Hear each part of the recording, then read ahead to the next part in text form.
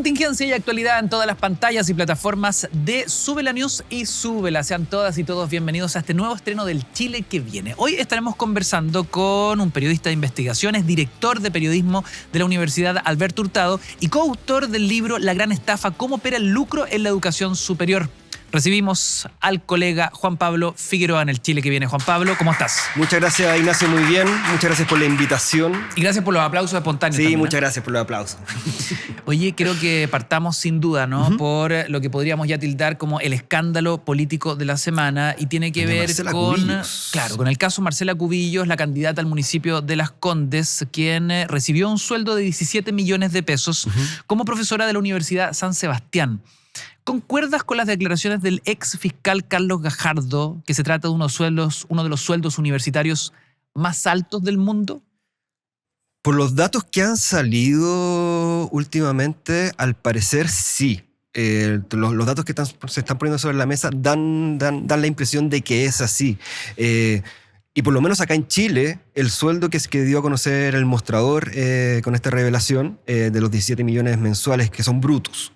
También hay que saber eso, que entiendo que son más o menos 11 millones que se calculaban los que le llegaban líquidos. Aún así, dentro del mundo académico, es un salario que escapa completamente de la norma, dentro de cualquier parámetro y de los estándares del mercado chileno, entendiendo los salarios como parte de un mercado. Escapa completamente de la norma, también entendiendo los compromisos que tenía con la Universidad Marcela Cubillos y que se han dado también a conocer por la prensa. Eran 2 cátedras, algo de investigación estaba en los libros, pero que tampoco tienen mucha investigación. Y también tenía un rol que tampoco queda muy claro de coordinación de publicaciones en la Universidad San Sebastián. Eso yo creo que hay que aclarar muy bien efectivamente qué es lo que correspondía de sus roles. Pero en términos de volumen de dinero escapa completamente a la norma y se entiende que sea un escándalo en este momento. Ahora, la Fiscalía Metropolitana Centro Norte ya abrió una investigación al respecto y nosotros nos preguntamos, ¿podríamos estar frente a hechos constitutivos de delito o este es solo un dilema ético? Es difícil saberlo. O sea, yo creo que lo va a tener que investigar la Fiscalía y va a tener que verlo en su mérito. Pero tenemos que entender también que la investigación que viene de la Fiscalía ahora la partió por la denuncia que hicieron los diputados, la diputada Chicardini con el diputado Manucheri, que acusa posibles delitos de cohecho, soborno y otras cosas, y posibles de corrupción, pero que la verdad no tienen, a mi juicio, no tienen mucho pies ni cabeza. O sea, no tienen como mucho afirmarse a lo que está ocurriendo con la información por lo menos que tenemos a la vista. Tampoco hay elementos como para poder asegurar o siquiera sospechar necesariamente que esto va a un financiamiento ilegal de la política. Pero sí ponen ahí, por ejemplo, un tema del contrato simulado, que podría quizá haber algo si es que efectivamente Marcela Cubillos tiene un contrato que efectivamente no cumplió. Ahora, los antecedentes que hemos tenido es que ella efectivamente cumplía un rol dentro de la Universidad San Sebastián. Y el valor que le han puesto a ese, efectivamente también, es atribución de la Universidad San Sebastián. Entonces, yo creo que va a ser muy difícil que veamos en algún momento a Marcela Cubillos enfrentando la justicia por esto. Yo creo que por esa vía los diputados han tenido un cálculo más bien oportuno electoral respecto a lo que está ocurriendo ahora. Si piensa que ella es candidata a alcaldesa en la elección que viene ahora a fin de mes, en octubre. Correcto, en pocas semanas más. O sea, en el fondo, ¿tú crees que esta es una jugada estrictamente relacionada con esa elección? ¿Es una jugada electoral? Yo creo que sí tiene una motivación política la denuncia, porque por lo menos en la información que se ha entregado, los delitos que tratan de configurar no tienen mucho peso por ahí. Sin embargo, igual eso lo va a tener que definir la Fiscalía. Quizá encuentre antecedentes que puedan llegar a configurar eso u otra cosa. Aquí también lo está investigando la Superintendencia de Educación Superior, porque también este monto abultado pone el ojo sobre algo que supuestamente ya se había empezado a regular y que de cierta forma los chilenos habíamos olvidado, que era el lucro en la educación superior, que está prohibido por ley y que siempre lo estuvo, pero una y otra vez en las distintas universidades, tanto públicas como privadas, se han armado artimañas entre grupos políticos, entre grupos empresariales, entre grupos de amigos, entre grupos incluso también de académicos, para poder sacar una tajada más grande de una u otra forma. Y esta podría llegar a configurarse como alguna forma que puede estar dentro o no de la ley, pero nos hace cuestionar, yo creo que, ojo, a lo mejor todavía hay universidades que todavía hay mecanismos del lucro y de sacar recursos de forma irregular de las universidades. Claro, están las dos miradas. La defensa que hace Marcela Cubillos y su sector respecto de que se trata de un sueldo que pone una universidad privada y que en el fondo le paga lo que quiere a sus académicos. Y por otro lado, la mirada comparativa, ¿no? Han salido muchos reportajes sobre este tema y que muestran, por ejemplo, lo hizo el Clinic, los rectores de las principales universidades de nuestro país ganan entre 10 y 13 millones de pesos.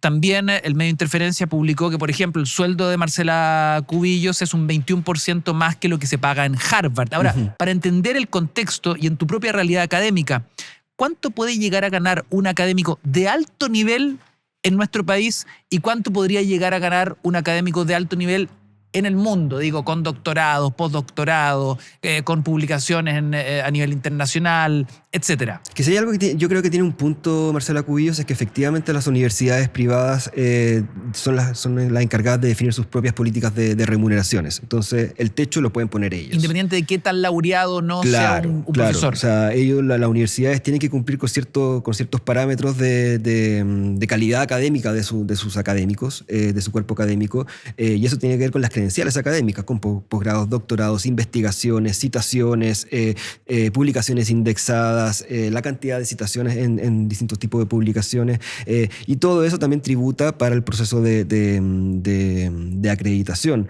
Ella no cumple todo eso. Y si vemos, por ejemplo, todos estos sueldos que vemos, no sé, los funcionarios los académicos de Harvard que ganan de repente cientos de miles de dólares, efectivamente.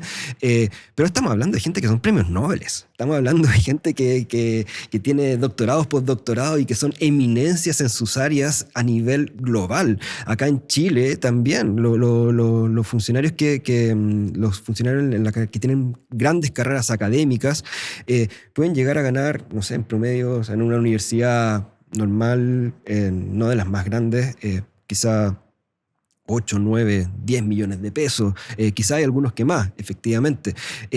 Pero si nos ponemos a ver las credenciales y la carrera académica que tienen, efectivamente se podría llegar a justificar. En este caso con Marcela Cubillos no tiene una carrera académica, no tiene desarrollo académico, no hay registros de ella en publicaciones indexadas, en publicaciones académicas y científicas. Los libros que ella publicó efectivamente durante este último tiempo no son libros de investigación académica ni investigación científica, son libros más bien de crónicas, si le quisiéramos decir, porque son más experienciales, testimoniales, su experiencia en la Convención Constitucional. Entonces, y yo creo que algo que lo que estábamos conversando antes de que partiera el programa, que algo que también ella ha dicho, quizá este sueldo no se está justificando tanto por esa vía, sino que se está justificando más por el peso marquetero, por el peso de marketing que implica tener a Marcela Cubillos, exministra, y también hay que reconocerle eso, exministra, fue directora también ejecutiva de Libertad y Desarrollo, donde también es un think tank, donde también se hace investigación, que ella no participaba mucho en eso, pero ella lo dirigió. También tiene ciertas credenciales y tiene cierto peso, pero yo creo que no es el peso académico el que está justificando Ya, tú me dices entonces que podría justificarse a través de su rol como un rostro político fuerte que puede ser atractivo para el marketing de la universidad. Podría ser. En la captura de nuevos estudiantes. Podría ser. Y eso, matrículas. Y eso yo creo que va a ser muy interesante cuál va a ser la justificación y respuesta que le va a dar la universidad a la solicitud que le hizo la Superintendencia de Educación Superior, de que le informe no solamente sobre el sueldo, sino que además también sobre los compromisos y compromisos de desempeño académico y de investigación y de gestión también académica que pudo haber tenido, porque también habría que revisar bien qué es lo que se especificaba en su contrato.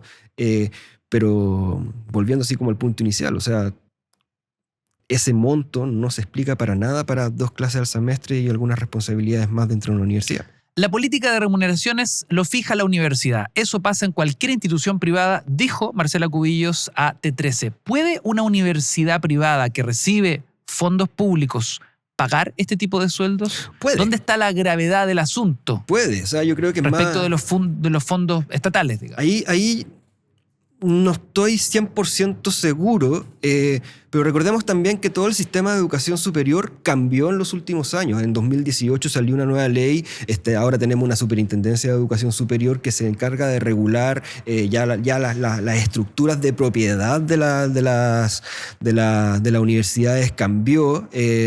Ya, por ejemplo, ya no existe todo este sistema de las inmobiliarias. ¿Te acuerdas que antes la Universidad del Mar, la misma San Sebastián, la misma, bueno, muchas otras, de hecho, casi todas, la Universidad Arcis también, tenían estas fórmulas para poder sacar los recursos a través de esa vía. Eso se cortó, pero como también nos ha dado cuenta muchas cosas, que cuando cambia la ley, cambian los sistemas, también cambian los mecanismos para sortearlos. Entonces, ellos sí pueden pagar esto, en términos estrictamente legales, podrían hacerlo. Ahora, va a tener que ver la Superintendencia de Educación, ver qué posible infracción podría haber acá. Pero también nos puede levantar el ojo de también qué espacios todavía quedan sin regular y podrían empezar a regularse para quizá alguna iniciativa legislativa futuro. Pero claramente acá se está dando cuenta de que hay por lo menos... porque la Universidad San Sebastián, tenemos que saber que se financia, sus ingresos son un 45,5% actualmente, según los reportes que están en la Superintendencia de Educación Superior, de la consultora Deloitte. Se compone un 45,5% de recursos fiscales, tanto por una parte de becas fiscales, subvenciones, y además también con el CAE. Más o menos, entonces... También tiene otro 65% que viene de financiamiento privado, que viene de donaciones, que viene de inversiones, que viene de distintas partes, de los ingresos también de los aranceles, porque ellos no están en la gratuidad, los recursos no vienen de ahí. Entonces, claro, o sea, los recursos fiscales, a menos que haya alguna subvención, por ejemplo, de algún fondo concursable que esté destinado a los recursos para la ejecución de algún proyecto específico, las otras platas entran a la caja y se mezclan entre todas y la moneda A y la moneda B, al entrar a una caja, pasan a ser monedas, dejan de ser A y B. Entonces, en términos formales, podrían pagar este sueldo a pesar de que reciban las platas fiscales. Ahora, otra arista, otro ingrediente de esta historia tiene que ver con la renuncia a la presidencia de la Junta Directiva de la Universidad de San Sebastián del exministro Andrés Chadwick. ¿Cuál es tu mirada respecto de esta salida? Es que ya se vio completamente acorralado. Lo de Marcela Cubillos, si nos fijamos bien, o sea, con el caso Audios, el caso Hermosilla, la atención se empezó a fijar en la universidad, primero en Chadwick, que finalmente llevó a la Universidad San Sebastián, y también implicó también después la salida de otra persona. Recordemos que también tuvo que salir Felipe Ward porque estaba vinculado a esto. Exacto, el exministro. Exacto, el exministro de Vivienda, sí, durante el gobierno de Sebastián Piñera. Pero este caso, y de cierta forma como que había logrado mantener un cierto cerco, pero lo de Marcela Cubillos volvió a poner toda la atención sobre la universidad e institucionalmente ya Chadwick no se sostenía ahí. ¿Por qué? Porque ya no empezó a poner los focos sobre el vínculo con un abogado que era externo y algunas redes, porque el vínculo con 1, 2 o 3. Aquí ya puso el foco sobre cómo se está estructurando la universidad como un espacio donde grandes políticos de primera línea y segunda línea durante el gobierno de Piñera en este momento están pasando como un periodo de reposo mientras mientras viene un periodo electoral. O sea, no es la primera universidad que se convierte en un espacio como eso y con fuertes vínculos políticos. Hay muchas universidades que han tenido vínculos políticos. Recordemos que la Universidad Arcis con el Partido Comunista en su minuto lo tuvo, la Universidad del Desarrollo, recordemos los vínculos políticos también que ha tenido también estrictamente con la derecha, los vínculos con el Grupo Penta. El Grupo Penta era el controlador de la universidad. La Universidad del Desarrollo era parte del Grupo Penta del holding en términos prácticos. Y ahora, y aquí también estamos viendo que la universidad se ha formado en el último tiempo como un bastión de la derecha, sobre todo del expiñerismo, y en un espacio donde, además también hay formación ideológica, etcétera, pero está bien, es una universidad, se puede hacer, pero se ha convertido como un espacio, como una especie de club donde están, lo cual puede estar perfecto, pero además también donde se están pagando todas estas plata, y ahí empieza a ver si es que esto va en contra o no del uso efectivo de los recursos en una gestión, en una institución académica que tiene que tener súper claro para dónde van los recursos. Recordemos que son fundaciones sin fines de lucro, son corporaciones sin fines de lucro, y que está súper regulado también el cómo también se deben usar los recursos, no al nivel de cuánto le deben pagar a sus académicos, eso no está regulado. Pero sí que haya un correcto uso de los recursos, y por eso también se tiene que informar a la superintendencia, y por eso ahora también la superintendencia tuvo las atribuciones de poder pedir esta información.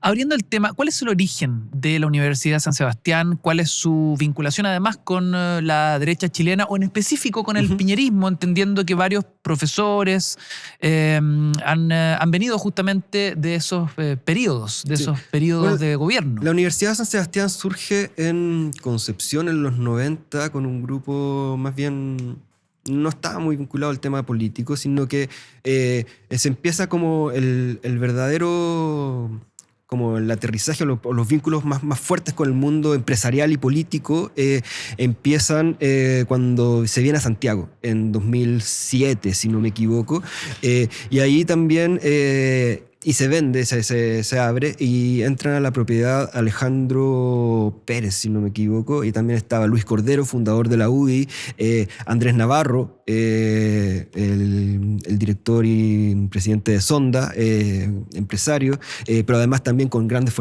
mucho vínculo político, muy amigo del expresidente Sebastián Piñera, y además también que ha participado mucho y sobre todo en el periodo cuando el financiamiento de la política era permitido por empresas, también participaba a través de eso, y fue un gran financista también de campañas de derecha en su minuto.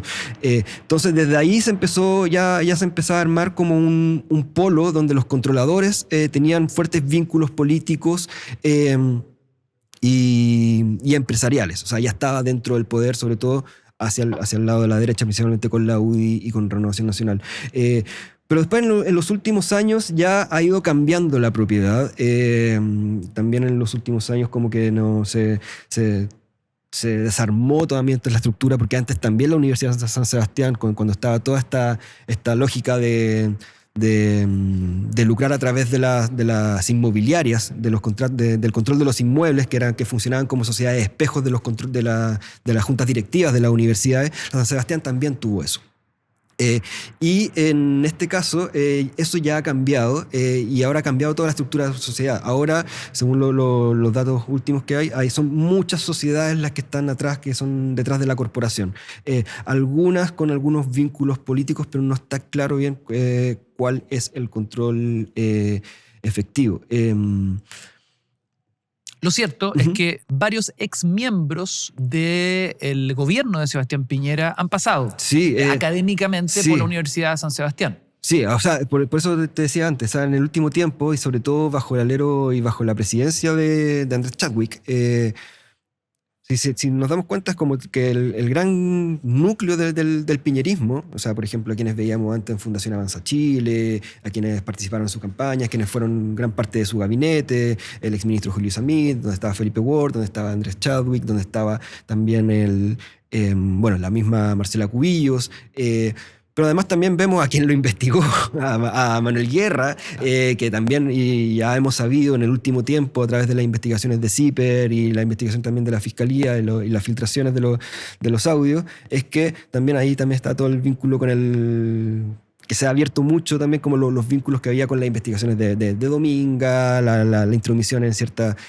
investigaciones clave donde estaban todos estos personajes juntos y que los agrupa en este momento. La Universidad de San Sebastián se convierte en un factor común donde se empiezan a unir todos estos personajes y donde efectivamente se ha convertido, o sea, si vemos los vínculos, o sea, los roles, quienes están ahí, que tuvieron algún rol político importante, hablamos más de 30 personas que tuvieron un rol importante, y si nos empezamos a ver las credenciales académicas de cada uno de ellos, no todos, o sea, no todos cumplen con los criterios académicos, por lo menos, por los cuales también se miden las universidades, sobre todo en los procesos de acreditación.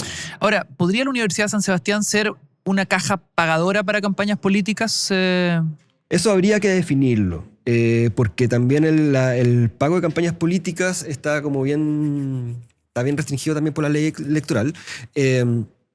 Pero habría que ver bien si es que efectivamente se están yendo esas platas para allá o no, y si es que y sobre todo recordemos, por ejemplo, cuando estaban los pagos, el financiamiento ilegal de la política, cómo se descubrió esto por las boletas ideológicamente falsas, pagos y cobros por pegas que nunca se hicieron, que eran ficticios. Hasta el momento no sabemos, no tenemos información de que la pega que supuestamente estaba haciendo Marcela Cubillos no haya existido. Sí, hacía pega. Entonces yo creo que podría ser, pero lo que sí es un espacio seguro donde todo un grupo político se mantiene entre periodos electorales y que efectivamente en este momento puede ser también. Sí, se podría hablar también de una caja pagadora si es que efectivamente vemos que se está sobrepagando por plata excesiva por pegas que no lo valen. Ahora, ¿quiénes han sido las principales familias o los principales controladores que han dominado el negocio de la educación en Chile? Yendo un poco más allá, ¿no?, de las investigaciones que has llevado a cabo en tus libros, en tus publicaciones. Son muchas, eso puede ir cambiando. O sea, por ejemplo, la Universidad del Mar en su minuto partió por un grupo de amigos que pensaron hacer un negocio y terminó creciendo de una forma tan grande y se repartieron y terminaron todos peleados y se habían repartido por negocio y habían generado una red de más de 150 empresas con las cuales ellos mismos sacaban contratos con la universidad y le sacaban las patas por ahí. No sé, por ejemplo, la Universidad Arcis, recordemos también en algún momento también con un grupo de académicos de izquierda y que después ingresó al Partido Comunista, no de forma directa, sino que a través de otros vehículos como su think tank, el Instituto Alejandro Lifshutz. Y están, la Universidad Central también, la UDD también, tenemos con muchos vínculos también políticos con la UDI. Recordemos que está el Cristian Larrolet, Federico Valdés, Joaquín Lavín también entre sus fundadores y sus directores. Entonces, el negocio de la educación no sé si podríamos hablar de unas pocas familias porque va a depender de la universidad, va a depender de todo. El grupo Laureate, por ejemplo, también con la Universidad Andrés Bello, ¿cuál era la Américas y otras más. Pero donde sí hemos visto y que pude ver durante muchos años es que en todas partes se arman estos pequeños bolsones de gente que se agrupa para hacer la trampa. Por ejemplo, el patrón común. Sí, o sea, por ejemplo, en la Universidad de Chile, me acuerdo a fines de los 2000, se creaban fundaciones para contratar por fuera de la universidad y por fuera de los mecanismos de la universidad a sociedades de funcionarios, de académicos y además también de políticos por fuera para establecer sobresueldos o contratos de pegas que nos hacían. Y eso se hacía en la Universidad de Chile y en otras universidades estatales también. Está el tema de las inmobiliarias, después salió el tema del CAE. Entonces, y vemos, por ejemplo, también el Grupo Penta también con la UDD, que también tenía muchos vínculos políticos que se establecieron ahí, y donde se han ido formando grupos que no es necesariamente algo irregular, pero da a cuestionarse si es que lo que descubrimos ahora y lo que se ha descubierto con esto es que se están repartiendo platas que no se justifican por ninguna parte. Y ahí también se entiende también el escándalo y la rabia que esto puede generar, sobre todo en la población y sobre todo en el mundo académico, donde la gente, o sea, yo veo a mis colegas, que gente viviéndose, trabajando días, noches para sacar investigaciones, papers, poder sacar publicaciones, preparar clases, docencia, proyectos, postular a fondos, etc. Días, noches, fin de semana, feriados. Y no ganan ni un cuarto ni un quinto de lo que se le está pagando a Marcela Cubillos. Y también esto nos abre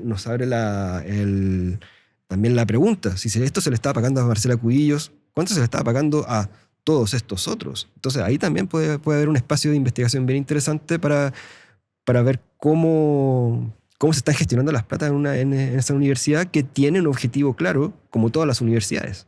¿Te refieres al pago, a los sueldos de las otras figuras políticas que impartían o imparten clases en dicha casa de estudio, digamos? Claro, o sea, porque...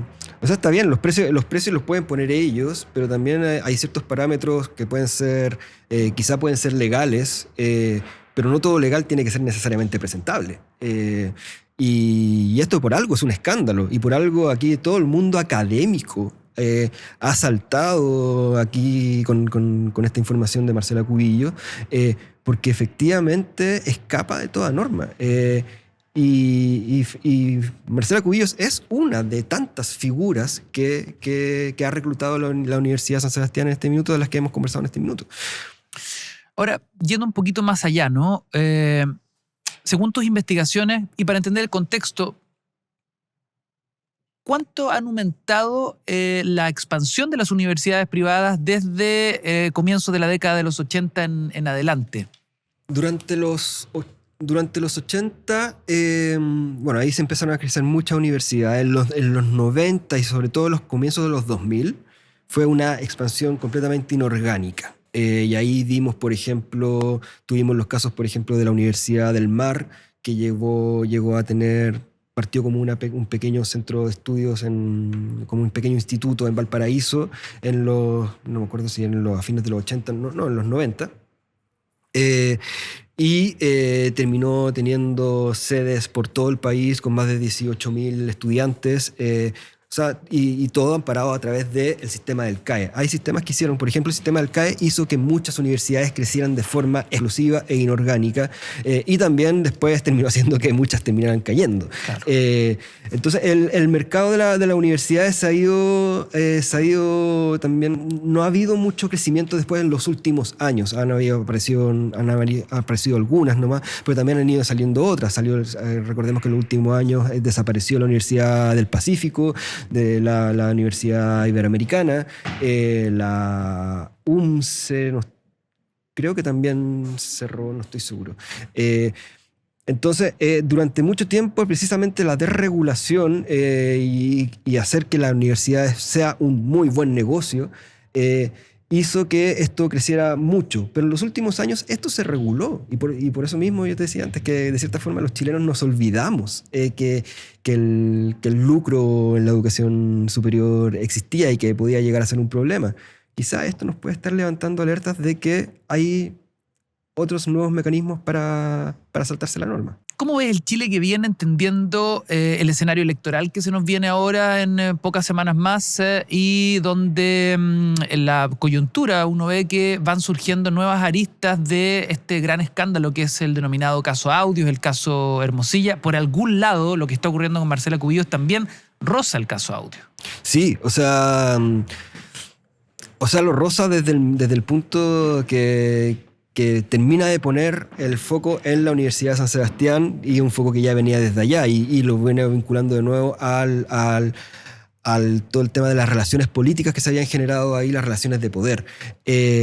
Creo que, por ejemplo, quizá este hecho puede llegar a tener efectos electorales para Marcela Cubillos ahora a fin de mes. Eso va a haber que verse, porque también va a depender del electorado al cual ella está apelando. A lo mejor al electorado quizá no le importa mucho. Yo creo que a gran parte de su sector no le importa mucho. Vimos, o sea, ha tenido una defensa corporativa bien importante desde su sector como todo político de todo sector, ha acusado que todo esto se debe a una persecución política, a motivos políticos, y yo creo que efectivamente los hay, porque es un momento, estamos en pleno proceso electoral, o sea, va a tener algún efecto, o por lo menos todo este movimiento, no por parte de la Fiscalía necesariamente, no por parte de los medios que están publicando esta información, pero sí, por ejemplo, del mundo político que ha agarrado esto también como para poder pegar. Sin embargo, yo creo que lo importante acá va a ser enfocarse bien el qué nos está mostrando esto y qué posibles flancos también pueden seguir abiertos respecto del cómo se gestionan las platas en la educación superior y que no se terminen convirtiendo de nuevo o en cajas pagadoras de ciertos grupos o en botines de ciertos grupos, sino que en efectivas casas de estudio que se dedican a formar y entregar calidad de la educación profesional acá en Chile. Juan Pablo, sin duda, esta historia se sigue escribiendo, documentando y reporteando. Nosotros los invitamos a que puedan chequear este y todos nuestros capítulos a través de las redes y plataformas de Sube la News y Sube. La periodista de investigación, director de periodismo de la Universidad Alberto Hurtado y coautor, además de La gran estafa, cómo opera el lucro en la educación superior. Juan Pablo Figueroa, muchas gracias por habernos acompañado. Vale, muchas gracias, Ignacio, que estén todos muy, muy bien. Ustedes que estén muy bien, hasta la próxima.